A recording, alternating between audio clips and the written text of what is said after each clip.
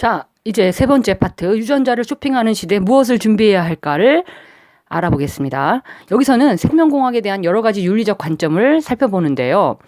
먼저 과학윤리가 무엇인지 알아보겠습니다. 자, 최소한의 보호구, 과학윤리. 윤리는 우리의 삶을 행복하게 가꾸는 데 필수적이다. 만일 다른 사람이 노력하여 생산한 제품을 정당한 가격에 구입한다는 기본적인 경제윤리가 지켜지지 않는다면 사회에는 약탈과 사기가 난무하게 될 것이다. 사회의 모든 활동에 윤리적 고민이 뒤따르지 않으면 말할 수 없는 혼란과 비극이 올 것이다. 과학 역시 예외일 수는 없다. 과학윤리는 해석하기에 따라 조금씩 다른 의미로 받아들여진다. 과학윤리를 과학활동을 하면서 지켜야 할 윤리로 해석한다면 그것은 과학자들의 내부 규정이 될 것이다.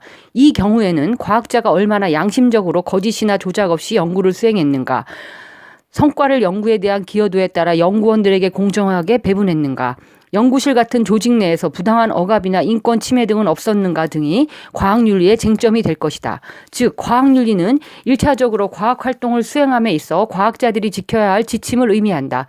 이때의 과학윤리는 연구윤리라는 말로도 표현할 수 있을 것이다. 과학윤리의 또 다른 측면은 과학이 피실험자와 사회라는 과학계 바깥에 미치는 영향이 윤리적으로 합당한가에 관한 것이다. 연구에서 실험 대상이 되는 동물이나 인간을 충분히 존중하고 배려했는가? 과학자의 연구 결과가 공공의 이익에 반하는 결과를 일으키지는 않는가? 과학자가 전문인으로서의 지식과 사명감에 입각하여 사회에 책임 있는 발언과 자세를 보였는가 등의 문제가 과학윤리의 쟁점이다. 이 경우에 과학윤리는 연구의 결과가 개인과 사회에 악영향을 끼치지 않도록 지켜야 할 지침이라 할 수 있겠다. 과학윤리는 위의 두 가지 측면을 모두 포함한다. 즉, 과학이 관련자들에게 억울한 피해나 정당하지 않은 이득을 안겨주지 않았는가에 관한 문제인 동시에 실험 대상이나 사회에 부정적인 영향을 일으키지 않느냐에 관한 문제인 것이다. 그런 의미에서 과학윤리는 과학계는 물론이고 그 바깥 사회의 피해를 막는 최소한의 보호구라 할 수 있다. 그러면 이제 지금 윤리 없는 과학이 어떤 참사를 낳았는지 한번 살펴보겠습니다. 우수하고 건강한 사람들의 인구 증가를 유도하고 병약한 형질을 가진 사람들의 인구 증가는 억제한다면 인류는 세대를 거듭하면서 건강한 형질의 인간들로 채워질 것이라는 생각을 바탕으로 19세기 후반에 탄생한 것이 바로 우생학이다. 우생학은 인류를 유전학적으로 개량하기 위해 여러 가지 조건과 인자 등을 연구하는 학문으로 정의된다. 인간을 개량한다는 의미는 다윈이 자연 선택에 의해 이루어진다고 주장한 생명체의 진화를 인위적으로 일으키겠다는 것이다. 우생학의 기원은 다윈의 진화론과 깊은 관련이 있다. 우생학을 창시한 골터는 다윈의 사촌이었다. 골터는 다윈의 종의 기원을 읽고 우수한 형질을 지닌 동식물끼리 교배하여 품종을 개량하듯 인간도 개량을 통해 우수한 인종을 만들어낼 수 있다고 주장했다. 이후 인류의 유전학적 개량을 주장하는 학문 흐름을 우생학이라고 부르게 되었다. 우생학에 따르면 선천적 장애 후 정신질환자, 전응아, 범죄자 등은 사회의 안녕과 인류의 발전을 위해 후손조차 남기지 않은 채 조용히 퇴장해야 하는 존재다. 반면 생물학적으로 우수한 형질을 지닌 사람은 인류의 미래를 위해 우수한 형질의 배우자와 교제하여 자손을 많이 퍼뜨려야 한다. 결함이 있는 유전적 형질을 가진 사람들을 사회로부터 격리시키는 데 주안점을 둔 우생학은 소극적 우생학으로, 우수한 유전적 형질을 지닌 사람들의 수를 늘리려고 시도하는 우생학은 적극적 우생학이라고 부르기도 한다. 우생학은 19세기 후반을 지나 20세기 초반에 이르러 서구 각국에서 대인기를 누렸다. 당시에는 제국주의가 절정에 달한 시기였는데 우생학자들은 우수한 인종인 유럽인이 열등한 제3세계인들을 다스리고 수탈하는 것은 자연의 섭리인 양 정당화하였다. 또한 국내적으로는 유전의 영향을 과장하여 빈민층, 하층민으로 하여금 그들의 비참한 삶이 유전적 결함 탓인 것처럼 몰았다. 지배층에게 우생학은 불평등과 부조리를 개선하려는 피지배층의 외침을 무시하고 도리어 강력하게 그들을 통제할 수 있는 이론적 근거가 된 것이다. 미국에서는 우생학을 정부 정책에까지 적극 반영하여 19세기 말에는 세계 최초로 코네티컷주를 위시한 몇 개 주에서 정신박약아 등의 결혼을 법으로 금지시켰으며 나아가 불임수술 등을 통해 범죄자 및 정신질환자의 혈통을 끊는 방법까지 시도되었다. 이러한 단종법은 1930년까지 미국의 28개 주에서 시행되어 총 1만 5천 명의 미국인이 강제로 생식 기능을 잃었다. 그것도 법의 이름 하에 합법적으로 말이다.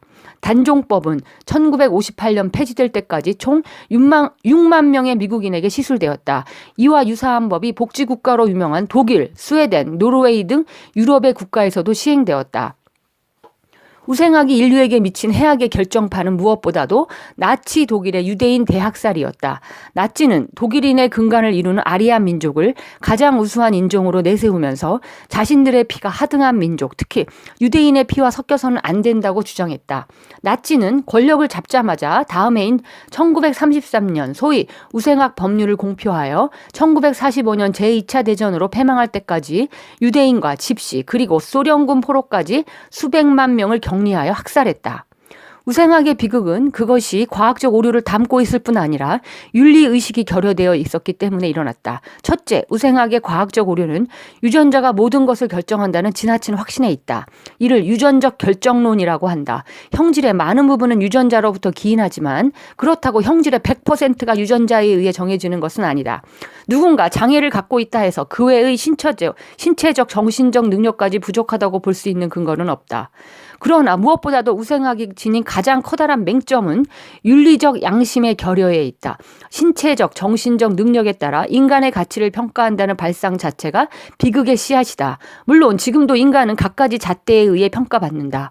운동선수는 신체적 능력으로, 학자는 지적 수준과 학문적 능력으로, 직장인은 업무 관련 능력으로 말이다. 능력에 따라 기회와 보상을 받는 것이 일반적이다. 그러나 보상은 해당 분야에 한해 이루어질 뿐이지 그 자체가 인간의 가치를 가늠하는 잣대가 되지는 못한다. 능력과 형질이 달라도 인간으로서의 가치는 누구나 동일하다. 인간은 본질적으로 평등하다는 이 당연한 명제야말로 인류가 오랫동안 피땀 어린 투쟁을 통해 얻어내고 전파해온 귀중한 사상의 근본이다. 우생학은 이러한 인간의 고귀함을 정면으로 부정한다. 인류는 스스로도 깜짝 놀랄 대재앙을 겪고 난 후에야 우생학의 미몽으로부터 벗어날 수 있었다. 생명공학이 그려내는 장밋빛 미래의 모습은 우생학이 제시했던 그것과 너무나 흡사하다. 2차 대전 후 주춤했던 우생학은 분자생물학의 발전이 가속화되던 1960년대에 들어 다시 부활하기 시작했다. 분자생물학과 유전학의 발전으로 각종 질병의 원인이 되는 유전자가 하나둘씩 확인되면서 정신질환, 알코올 중독, 범죄 등을 유전적으로 예방한다는 대의 아래 인간이 인간을 개량해야 한다는 우생학적 사고가 암암리에 퍼져나가고 있다.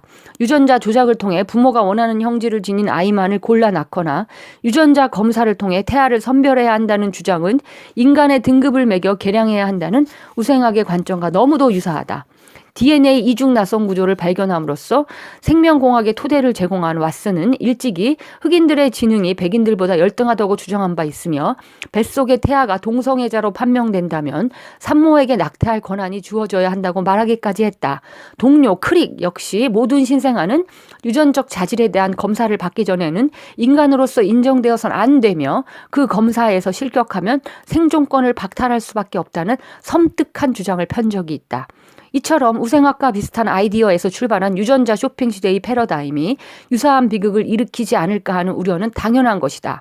우생학이 비극을 낳은 이유는 윤리의식이 없었기 때문이다. 과학이라는 도구는 그것을 손에 쥔 당사자에게도 해를 입힐 수 있는 날카로운 칼과 같다. 이 칼을 올바르게 사용하기 위해서는 칼을 다루는 기술뿐 아니라 날카로운 칼날로부터 자신을 보호할 수 있는 윤리라는 보호구가 꼭 필요한 것이다. 그러면 여기서 이제 두 번째, 유전자 쇼핑 시대를 바라보는 여러 가지 윤리적 관점에 대해 알아보겠습니다. 윤리의 역사는 인간 문명의 역사만큼이나 길다. 인류가 집단을 이루어 생활하면서부터 집단 내에서 지켜야 할 규칙과 지침이 생기기 시작했는데 이것이 윤리의 시초라고 볼 수 있을 것이다.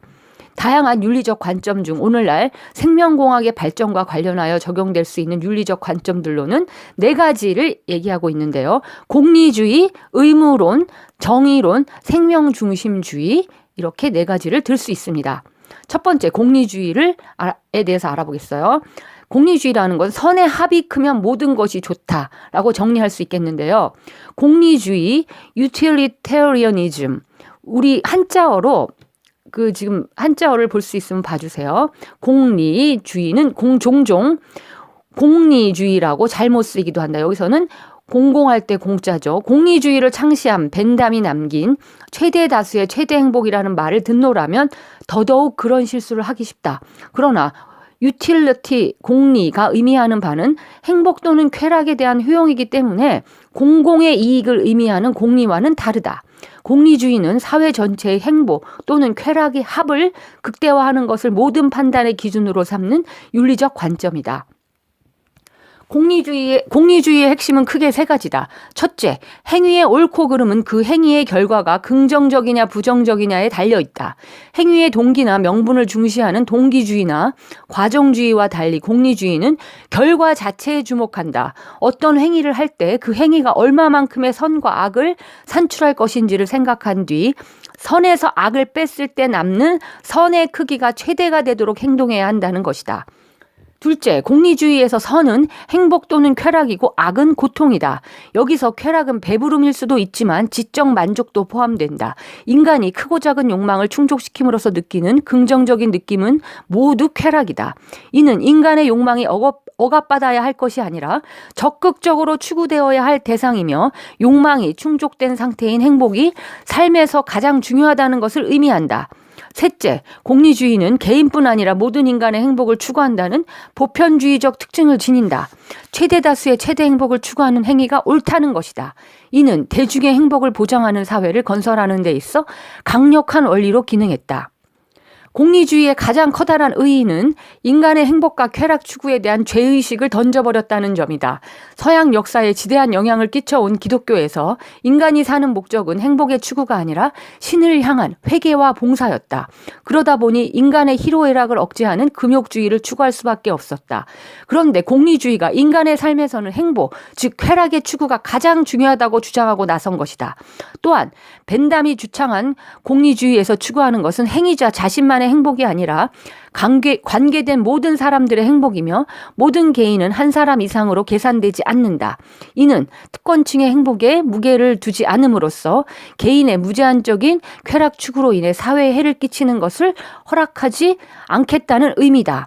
아울러 행복의 양을 따지는 데 있어서 사람에 따라 차별을 두지 않는다는 의미이기도 하다.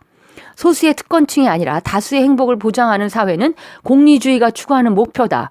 공리주의는 영국에서 노동조건 개선, 대중교육 제도 전파, 보통선거제의 확립 등 사회개혁에 이론적으로 이바지했다. 공리주의적 관점에서는 생명공학 기술에 대한 종교적, 철학적 접근보다는 실질적 효과와 위험성에 대한 손익계산이 더욱 관심의 대상이라 할 수 있다. 인간 배아의 복제, 그리고 거기에서 얻어진 줄기세포의 분화를 통한 난치병의 치료 등 유전자 쇼핑 시대의 현상들은 최대 다수의 최대 행복이라는 공리주의의 원칙에 여러모로 부합한다. 단, 유전자 쇼핑을 통해 난치병에서 해방되는 환자의 행복이 부작용으로 인한 환자의 고통보다 크다는 것을 전제로 말이다. 따라서 공리주의적 관점에서 유전자 쇼핑이 인정받기 위해서는 의료 윤리의 확립이 요구된다. 즉, 유전자 쇼핑의 연구와 실행 과정에서 발생하는 고통을 최소화하는 방안이 필요하며 이 조건이 충족된다면 공리주의적 입장에서는 유전자 쇼핑에 반대할 이유가 없다.